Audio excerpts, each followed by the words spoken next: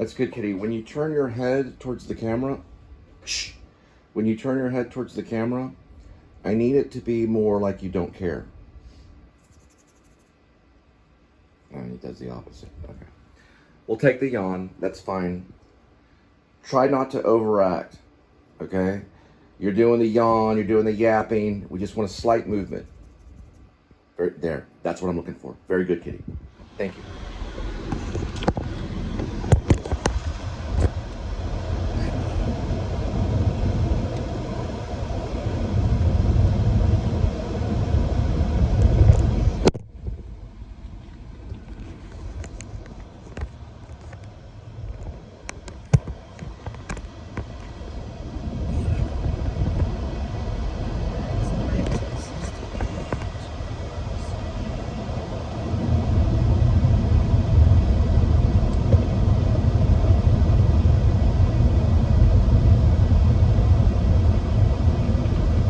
It's like 96 degrees Fahrenheit.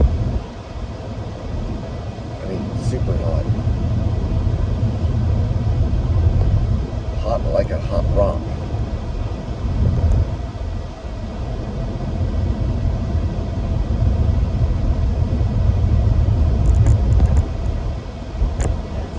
Hot like camel balls.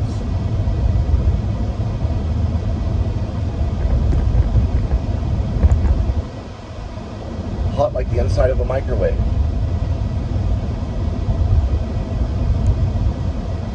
Hot. It's very hot. Hot like you, sweetie. You're hot. Yes, thank you. You're hot too. Well, I do appreciate that.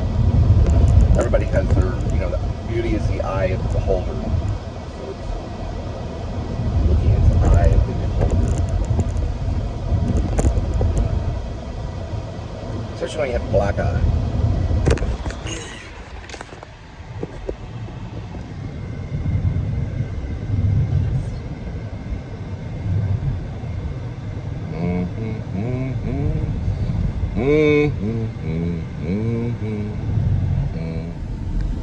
All right, sweetie. That's where I lived off of Darnell. I lived at where this modern art museum was used to be in the 90s. It was an apartment complex.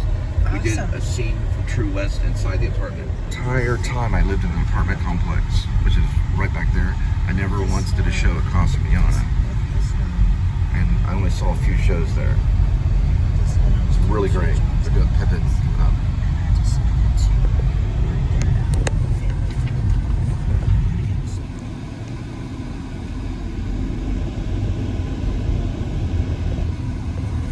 This is 8th Avenue, so I grew up off of 8th Avenue.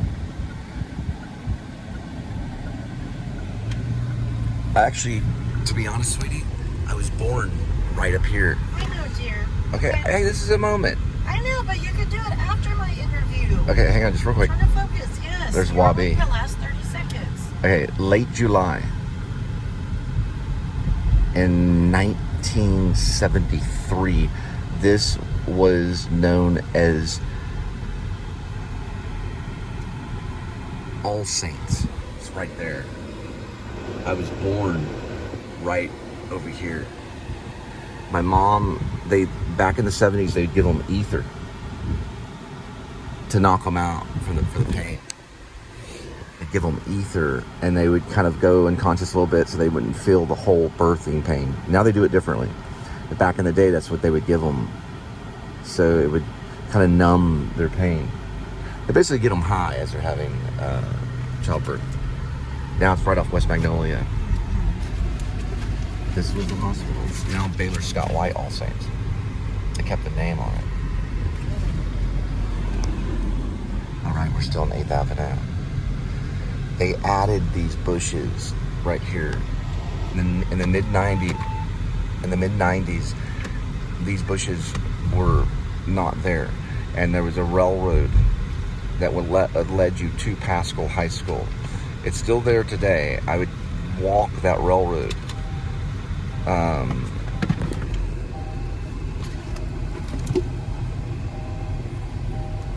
Okay, gotta put on my shirt.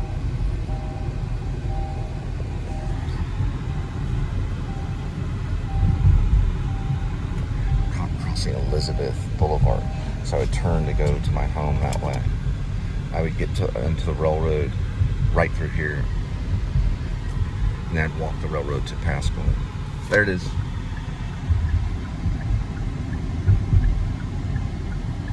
You can still see the tracks down here by Cidercade. And the tracks went through there.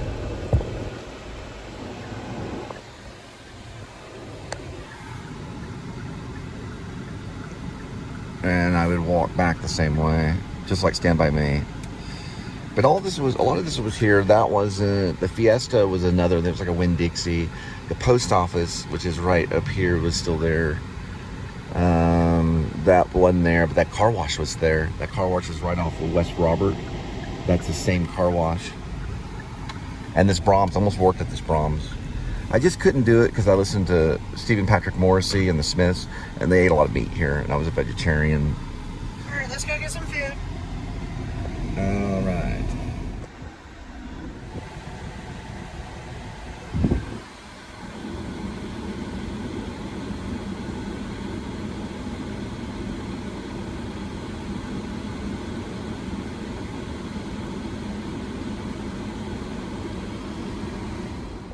Okay, this is 8th Avenue. This is known as Ryan's Place. This is where I pretty much grew up as a teenager. If you take Roberts, West Roberts, or Canty, or any of these roads, I used to drive it was a Roadster Porsche, 1973 914 Porsche. They're Roadsters, like sports cars. They don't go real fast, but they turn like Tron. I used to drive it all around here all the time. One of these roads is known as Willing, right in Ryan Place. I'm in Plays, and I lived on Willing. This is like the west side, okay?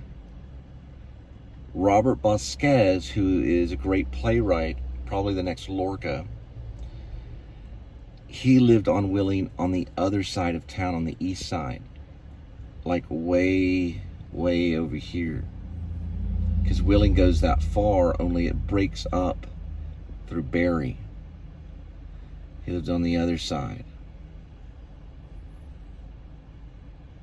There's 5th.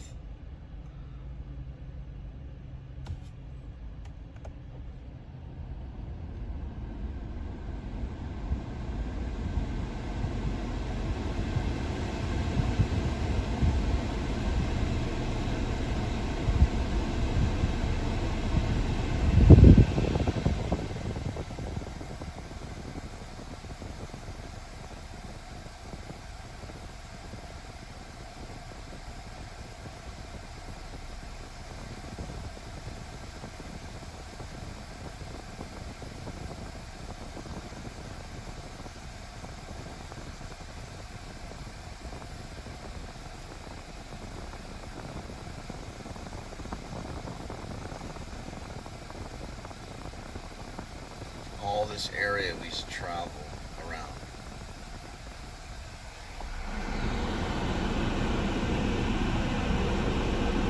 I was going to start something called the Willing Street Productions. Lo and behold, it's Willing Avenue. But I like Willing Street Productions better. The Willing Avenue was what we lived on. We lived on one side of Willing, I lived on the other side of Willing. We're both on the same street. Only 2 different areas of town. He lived in kind of Latino culture. I lived among Christians and Jews. Really, they were Hebrew, Christian and Hebrews. You only call them Jews if you know for sure they're from the tribe of Judea. Some are from the tribe of Benjamin. Some are from different tribes. So really, they're Israelites and Christians. But they call this Ryan's Place off of Ryan Avenue.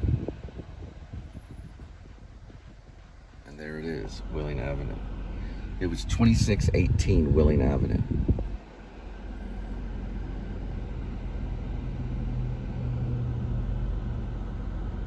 I want to talk about novels, and I want to talk about movies, and I want to talk about Time After Time. It's 1979. Everyone's screaming. Okay, calm down, I know. Oh, I love that movie. I love that movie. That movie's so cool. Yes, it's Michael McDowell. I know Gary Oldman's like going, oh, I love Time After Time. Gary, stop sucking your thumb. I've heard he does it. But what I mean is that, okay, Gary Oldman was a big fan of Michael McDowell. He loved his work. Having glasses problems. There we go. Time After Time, the novel came out in 1979 by Carl blah, blah, blah. And when it was released, they began to turn it into a movie by this other director who wrote it. So he got a hold of the book and he just wrote that puppy out. I mean, it was like Sam Shepard style. And they got to town, Carl whatever, blah, blah, blah. Michael McDowell pulled off a great performance. It's about time travel. It goes from like 1890-ish, London. And he's got this key that turns on the time machine. And there's an equalizer. And he talks about, all this time travel theory. And then he goes, we're going to go stop Jack the Ripper, whatever. And he jumps in the thing and boom. He goes to the 1970s. Yeah, it's crazy. It's crazy. You gotta check it out. Okay, so H.G. Wells decides to get into the time machine. This is Michael McDowell playing it, 1979. And they're in the 1890s London. And so, boom, he time travels, goes back to where Jack the Ripper was. Then something happens, they bounce, and they end up in present time, 1979. And the time machine is on display at a museum. And they're all running around and all this plot stuff. It's a beautiful film. Michael McDowell was great. He was, like, by far one of our most charming actors. Now, he wasn't technically gifted like Gary Oldman. Gary Oldman likes him. He wasn't technically gifted to this extent where he didn't do like a major character-y Marlon Brando / Gary Oldman type of performances. He wasn't the biggest character actor, but he has done stuff. He had experience. He had the ability to be a character actor, but he played it kind of straight, kind of like Richard Gere or something, kind of like himself. Check it out, 1979. The book, the novel, was written in 1979. The writer was the director, the filmmaker. Boom. Amazing film. I'm going to go look for it. You can find it. It's good. Right. I messed up a little bit. H.G. Wells is displaying his time machine. Well, we're talking about Time After Time, 1979, with Michael McDowell. So he's displaying the time machine. He has like this no return key. This is like some kind of key that and then he has an vaporizing equalizer, and he's explaining how it works and everything like this. And all of a sudden, there's a guy in a laboratory named Stevenson. Well, they think he might be Jack the Ripper. They're starting to look for him. This is 1893 London. They think it might be him, so he has to escape. So he jumps in the time traveling machine and takes off to, I believe, 1979, the present day. And H.G. Wells follows him, and that's when the cat and mouse game begins. Michael McDowell, beautiful performance. Gary Oldman loves the movie. So we're going to talk a little bit more. So this was based on a novel. It's Time After Time. It was written in 1979, and the screenplay was constructed in 1979 within the same year, and it launched out a movie. One of the directors or somebody in there is named Carl. Okay, now, here we go. Michael McDowell plays H.G. Wells. He has a friend named Stevenson. That's his last name. He's a surgeon. The detectives are out there looking for Jack the Ripper in 1892, whatever, 1893-ish, around that time. And Jack the Ripper, they don't know who he is. But his friend, Stevenson, happens to be a surgeon. They find these bloody gloves. It's very kind of OJ. The next thing you know, bam, they're going to get Stevenson for being Jack the Ripper. But Stevenson, remember, the time-traveling machine has a non-return key. So if you don't take that key, it'll just return back to its original spot. You got to have the key. So he jumps in the time machine without the key and takes off to 1979, to the future. He escapes. This is Stevenson. He's stuck in the future, but the time machine returns back to H.G. Wells in 1890. H.G. Wells gets into the time machine and goes to 1979 to search out Jack the Ripper. It's a good movie. Check it out. Michael McDowell. That might be the one. Okay, just to let you know, when H.G. Wells leaves 1890 London to go look for Jack the Ripper, who took his machine and did a joyride and went to San Francisco. Yeah, I'm doing like a kind of halfway tripping off the tongue. It's called a tongue twister and thought twister too. So, yeah, actors need to do this stuff a little bit. Yeah, they need to do like time travel movies and explain them. When he goes to San Francisco, he must look for Jack the Ripper. Jack the Ripper is there in San Francisco. See the difference between the two? Jack the Ripper is there in San Francisco. Try it again. Jack the Ripper is there in San Francisco. He's there in 1979 because he traveled from 1890 in London. Now, this is a movie called Time After Time. It was also based on a novel by some dude named, either the director's named Carl or someone out there's named Carl that was behind the writing and the movie making, because, you know, novelists are. Anyway, it takes place in 1979, San Francisco. Check it out. Sorry. To sit in solemn silence in a dull, dark dock in a pestilential prison with a lifelong lock, awaiting the sensation of a short, sharp shock from a chip and chippy chopper on a big black block. Right, Kitty?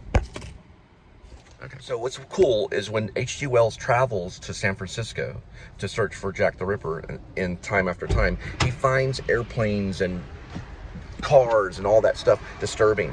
It's very, very good. Linda, have you seen Time After Time, 1979 Michael McDowell movie? Yes, I have. Have you really? Yes, I have. The return key and all that stuff, where he goes back and he goes to San Francisco? Yes. It's a great movie. We got toilet paper. Well, no, what type of paper? Paper towels. Paper towels. All right, we're off. Like a dumbass. Okay, sometimes they get tied up because of food service and time. They can't always perform the interview. It can take some time. You'll have to come and go, come and go.